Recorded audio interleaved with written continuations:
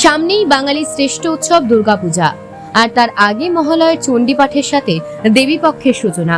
মহালয়ের তর্পণের মাধ্যমে পিতৃপক্ষের অবসান ঘটে, দেবীর আগমনের সংকেত মেলে। দেবী চণ্ডীর অসুর নিধন থেকে মহামায়া রূপে পূজিত হওয়ার আখ্যান বাঙালির আবেগের সঙ্গে জড়িত। এদিকে নদিয়ার কৃষ্ণনগরের ঐতিহ্যবাহী রায়বাড়ির দুর্গাপূজার প্রস্তুতি শুরু হয়েছে জোর কদমে।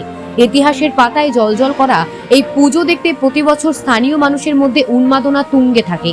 ইতিমধ্যে মৃৎশিল্পীরা নিম্নচাপের তোয়াক্কা না করে রায়বাড়ির মায়ের প্রতিমা তৈরির কাজে ব্যস্ত। রাজবেশে মাকে সাজানোর প্রস্তুতিও চলছে পুরো দমে। রায়বাড়ির সদস্যরা পুজোর আয়োজন নিয়ে ব্যস্ত, আর পুরো কৃষ্ণনগর জুড়ে এই ঐতিহ্যবাহী পুজোকে কেন্দ্র করে প্রস্তুতির উন্মাদনা চোখে পড়ার মতো। বাঙালির দুর্গোৎসব যেন কড়া নাড়ছে দরজায়। নদিয়া থেকে সুদীপ বিশ্বাস, নিউজ প্রাইম টাইমস।